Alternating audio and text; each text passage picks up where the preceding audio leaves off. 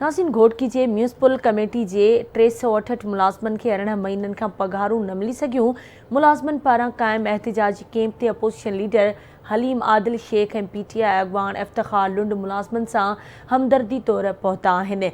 Report कयो आहे मुश्ताक लगारी। घोटकी में म्यूनिसिपल कमेटी जे मुलाज़मन पारां 18 महीननि खां पघारूं न मिलण ख़िलाफ़ मुलाज़मन पारां 49 ॾींहं बि पाकिस्तान चौक ते अलामती बुख हड़ताल जारी रखी। अलामती बुख हड़ताली कैंप ते सिंध असेंबली जो ऑपोजिशन लीडर हलीम आदिल शेख ऐं PTI अॻवान मीर इफ्तिखार अहमद लुंड संदन हमदर्दी लाइ पहुता।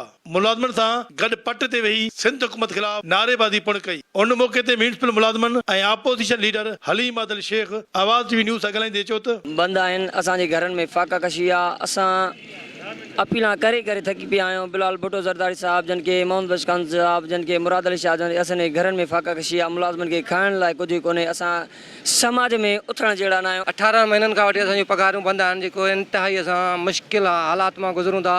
असीं 18 महीननि खां वठी सरापा एहतिजाज आहियूं। 49 ॾींहं खां वठी हीअ जेका असांजी कैंप मुसलसल जारी आहे। अफ़सोस हिन ॻाल्हि जो थिए थो न असां वटि कोई सरकारी अमलदार लड़ी आयो आहे, न कोई चूंडियल नुमाइंदो लड़ी आयो आहे।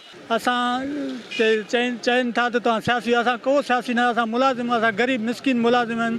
पघार ते गुज़ारो आहे असांजो। मुलाज़िम आहियूं, ख़ुदा रा असांजी पघार कराई वञे ऐं पूरी सिंध में भर्ती थी आहे। सिर्फ़ु घोटकी वारनि जी भर्ती न, 2013, 12 में पूरी सिंध में भर्ती आहे। सिर्फ़ु घोटकी वारा छो, डेहरकी, मीरपुर, उबाड़ो, पूरी सिंध में भर्ती थी है। सभिनि खे पघार मिलंदियूं, सिर्फ़ु असां घोटकी वारनि जूं बंदि आहिनि। मुज़ाहिरीन जो हैं, जो कि 49 दिनों से बैठे हैं यहाँ मुजाहरे पर, चूँकि इनको नौकरी से निकाल दिया गया है और ये लोग 49 दिनों से अपनी नौकरी से क्यों बहाली के लिए, तनख्वाहों के लिए, नौकरी से निकाला नहीं गया, तनख्वाहें इनकी रोक दी गई हैं।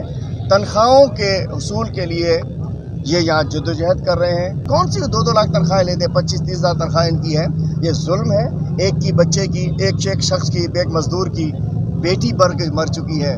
एक मजदूर ने बताया कि उसके घर में बच्चे स्कूल से निकल चुके हैं, घर में बिजली कट चुकी है, घर में 2 वक्त का खाना नहीं है, 3 मुलाजिम फौत हो चुके हैं। जॾहिं त ऑपोजिशन लीडर हलीम आदिल शेख एहतिजाजी कैंप खां पोइ तालका अस्पताल घोटकी जो दौरो कयो, जिते हुन सिविल अस्पताल जे मुख़्तलिफ़ शोबनि जो दौरो पिणु कयो। दौरे दौरान MS घोटकी डॉक्टर अरबाब अली मलिक तालका अस्पताल जे अमले जी खोट ऐं अस्पताल जी सहूलियतुनि बाबति ऑपोजिशन लीडर हलीम आदिल शेख खे ब्रीफिंग पिणु ॾिनी। कैमरामैन फरीद मलिक सां गॾु मुश्ताक शाही लगारी, आवाज़ TV न्यूज़, घोटकी।